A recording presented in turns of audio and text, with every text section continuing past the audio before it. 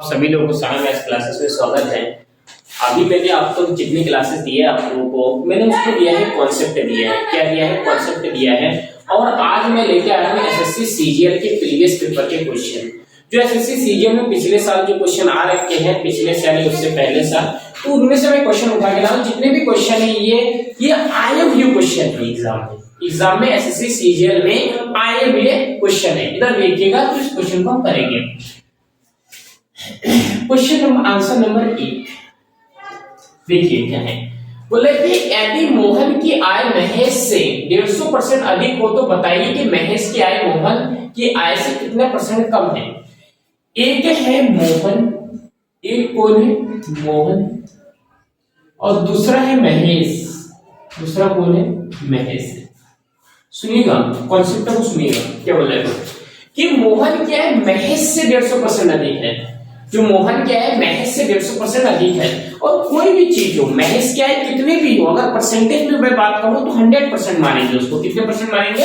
100% मानेंगे। जो जिन्होंने मेरा पहले से मेरा वीडियो क्लास पार्ट 1 से वीडियो जिन्होंने देखा उनको बहुत अच्छे से पता होगा कि मैंने बताया था कि कोई भी चीज अपने आप में 100% है।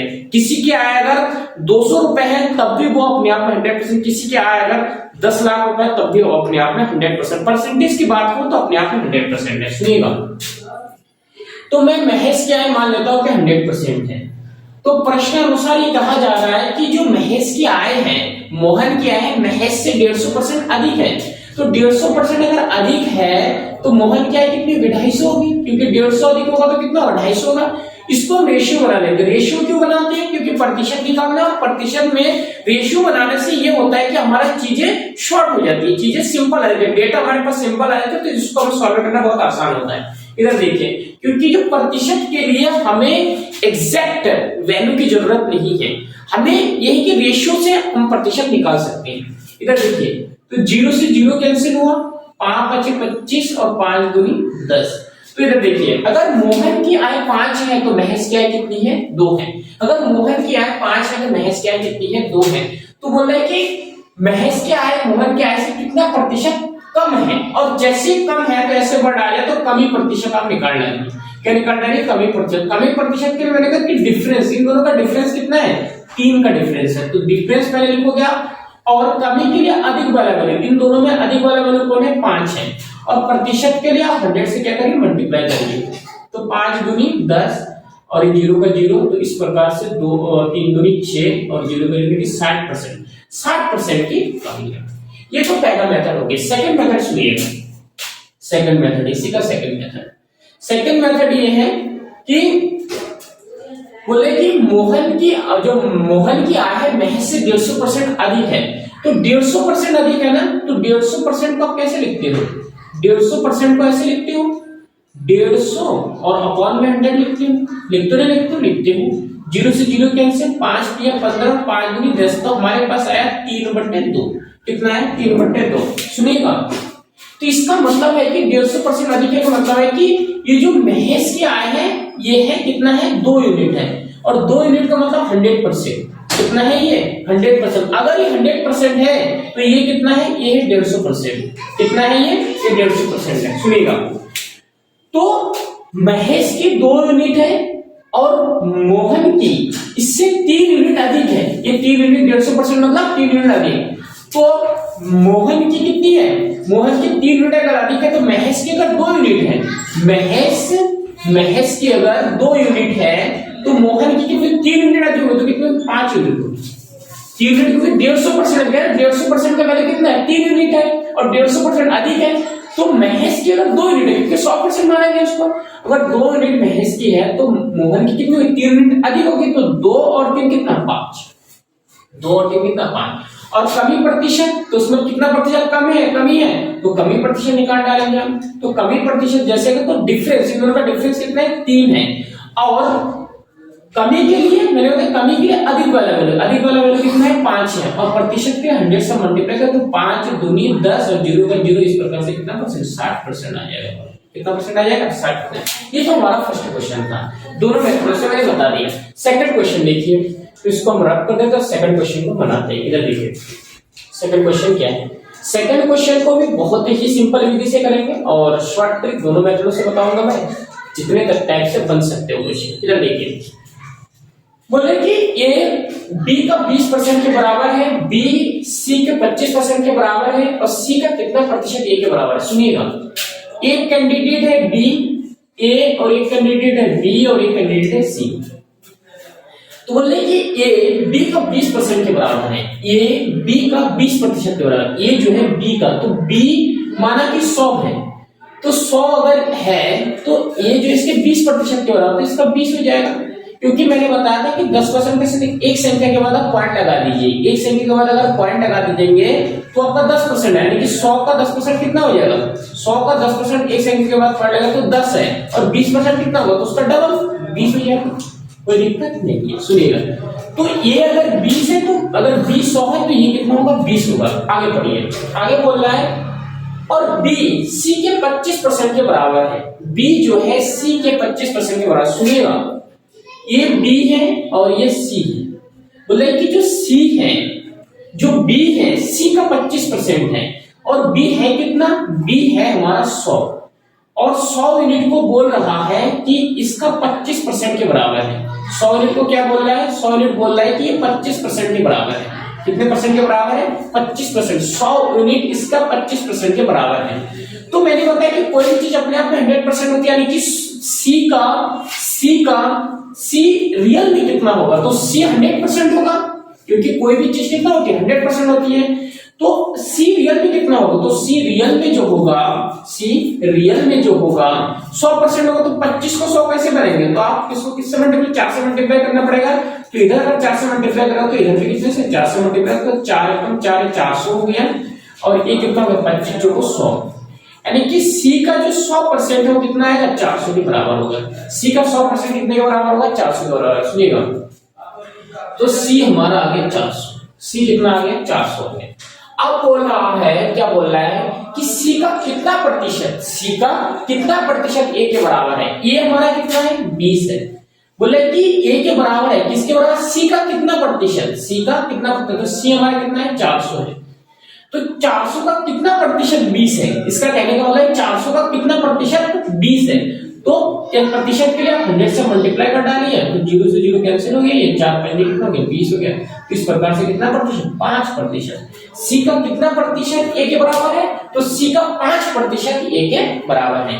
ये हमारा हुआ सेकंड क्वेश्चन। थर्ड क्वेश्चन देखिए, थर्ड क्वेश्चन भी हम बहुत ही सिंपल तरीके से करेंगे। इधर देखिए क्या है, बोल रहे कि एक व्यक्ति अपनी 75% राशि पहली बाजी में, शेष की 75% राशि दूसरी बाजी में और शेष की 75% राशि तीसरी बाजी में हार गया है। केवल 2 रुपए लेकर अपने घर पहुंचा, उसके पास प्रारंभिक में कितनी राशि थी। सुनिएगा, ठीक है, इस तरह के क्वेश्चन क्या हुआ, एक इंसान, तो उसके पास कुछ रुपए थे, उसने क्या करा, पहली बाजी लगाया और उसके पास जितने रुपए थे उसने 75% हार लिया। और मैंने बताया कि कोई भी चीज अपने आप में 100% होती है, अगर 75% हारा है तो उसके पास बचेंगे कितना, 25%। फिर जिसके उसके पास जितने भी रुपए थे, जिसके पास पहली बाजी हारने के बाद जितने भी रुपए बचे हैं, उसने क्या करा, फिर सेकंड बाजी लगाया, और सेकंड बाजी लगाने के बाद फिर वो 75% हार गया।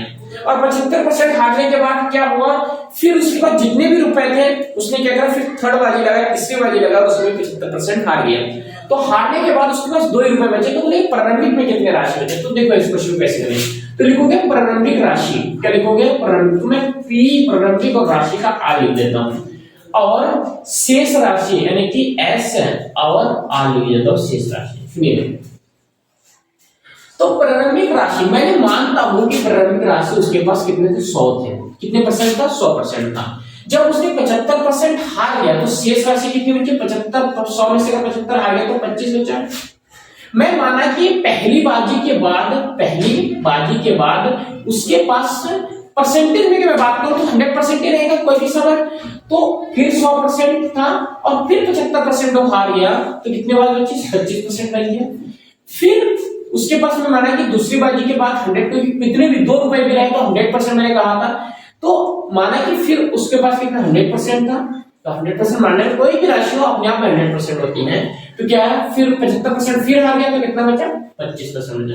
तो 25 चौको 100, 25 एकम 25, 25 चौको 100, 25 एकम 25, 25 चौको 100, 25 एकम 25। अगर आप इस रेशियो अगर आप इस संख्या को नहीं काटते ना तब भी कोई दिक्कत नहीं है, लेकिन ये डेटा बड़ा हो जाएगा, और डेटा बड़ा हो जाएगा तो हमें सॉल्व करने में दिक्कत होगी। इसीलिए डेटा को जितना हो सके उतना छोटी बना लीजिए, छोटा बना लीजिए, जिससे कि हमें सॉल्व करने में बड़ा आसानी हो। इधर देखिए, तो प्रारंभिक राशि कितनी थी? 4 चौको 16, 16 चौको 64। तो प्रारंभिक राशि इसकी कितनी थी? 64 थी। लेकिन इसके शेष राशि कितना है? एक एक कम एक, एक कम एक, यानी कि 1। लेकिन हमारे क्वेश्चन में क्या कह रहा है कि हमारे क्वेश्चन में कह रहा है कि उसकी जो प्रारंभिक राशि, जो शेष राशि 2 रुपए है, यानी कि एक यूनिट बराबर कितना का है? 2 रुपए का है। एक यूनिट बराबर कितना है? तो प्रारंभिक में कितनी राशि? तो प्रारंभिक में क्या है कि 64 यूनिट राशि। तो एक को 64 के 64 से मल्टीप्लाई करेंगे, तो अगर 64 से 61 मल्टीप्लाई करेंगे तो इधर भी 64 से मल्टीप्लाई करेंगे, तो 64 एकदम 64 यूनिट, और बराबर हो जाएगा 4 दूनी 8 और 6 दूनी 12, यानी कि 128 रुपए। कितना रुपए? 128 रुपए। सुनिएगा, ये एक तरह का मेथड हो गया। सेकंड मेथड में बताता हूं आपको, दूसरे तरह का मेथड भी मैं बताता हूं। जैसे आपको अच्छा लगे वैसे कर लीजिएगा, आपको जिस तरह से सही लगे आप वैसे कर लीजिएगा। मेरा बताने का काम है, मैं बता देता हूँ, शिद्दत से बताऊंगा आपको, बिल्कुल डिटेल से बताऊंगा। इधर देखिए, मैं मान लेता हूं कि पहली उसके पास जो राशि थी वो कितनी थी? एक्स राशि थी। कितनी थी? एक्स। अब अगर वो 25% हार जाता है, सॉरी 75% अगर हार जाता है, तो बचा कितने पास उसकी राशि? तो 25% बचा। 25% का मतलब अपॉन में 100, 25/100।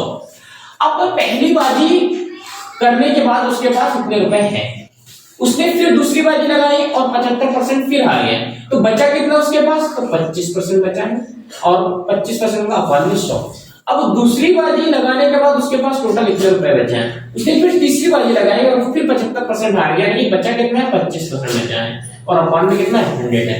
और वो बोल रहा है कि ये सारी चीज होने के बाद उसके पास 2 रुपए, तो ये इक्वल टू 2 रुपए के बराबर है। अब इसको काटे, 25 एकम 25, 25 चौको 100, 25 एकम 25, 25 चौको 100, 25 एकम 25, 25 चौको 100।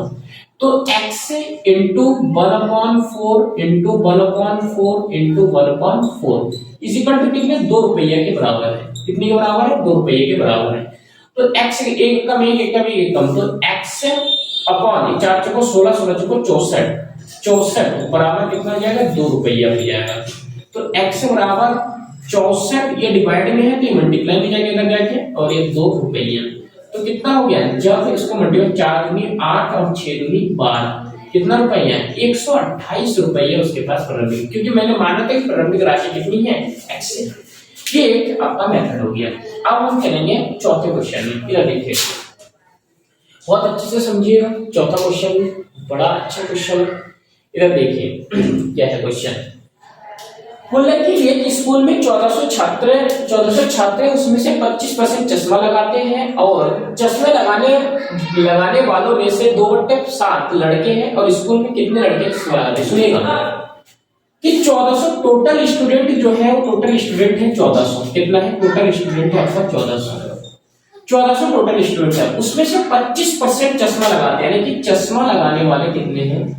चश्मा लगाने वाले हैं 1400 बट्टे 25%। 25% का मतलब 25 और 1 में 100, तो 25 से कम 25, 25 चौको 100, 4 तिया 12, कितना बचा? 2 बचा, 4 पंजे 20, यानी कि चश्मा लगाने वाले जो टोटल बच्चे हैं वो है 350। कितना है?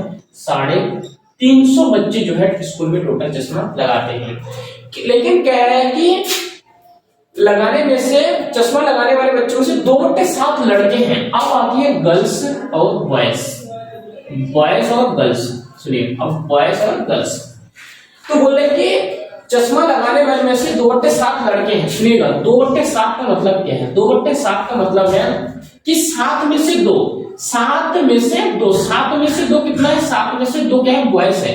7 में से 2 कितना है? बॉयज है। अगर 7 में से 2 बॉयज है तो 5 कितना है? गर्ल्स है। 5 कितना है? गर्ल्स है। हमसे पूछा कि लड़के कितने लड़के चश्मा लगाती हैं, तो कितने लड़के? तो टोटल कितना चश्मा लगाती है? 300, 350 स्टूडेंट। लेकिन हमारे अकॉर्डिंग टोटल कितने चश्मा लगाते हैं? बॉयज 2 और गर्ल्स 7, तो कितने? तो सॉरी, गर्ल्स 5, तो 2 और 5 कितना? 7, तो 7 यूनिट हमारे हिसाब से चश्मा लगाते हैं, और 7 यूनिट का वैल्यू दे रखा है 350। 7 यूनिट का वैल्यू कितना दे रखा है? 350। तो 1 यूनिट का वैल्यू कितना होगा, तो 1 यूनिट का वैल्यू होगा 7 पंजे 35 यानी कि 50। तो हमसे बोला कि गर्ल्स से कितना, तो गर्ल्स तो 5 यूनिट, तो मल्टीप्लाई करिए 5 यूनिट, इधर भी मल्टीप्लाई करना पड़ेगा 5 यूनिट, तो 5 यूनिट की वैल्यू हो जाएगा 5 5 25 और ये 0 का 0 यानी कि कितना 250 स्टूडेंट ऐसे होंगे जो लड़कियां होंगी जिसमें चश्मा लगाती हैं। अगर आपको सॉल्यूशन अच्छा लगा और आपको अगर मेथड अच्छा लगा तो प्लीज चैनल को सब्सक्राइब कर लीजिए। इस चैनल में पूरी कंप्लीट कॉम्पिटिटिव एग्जाम के लिए मैथ कराया जाएगा। Thank you.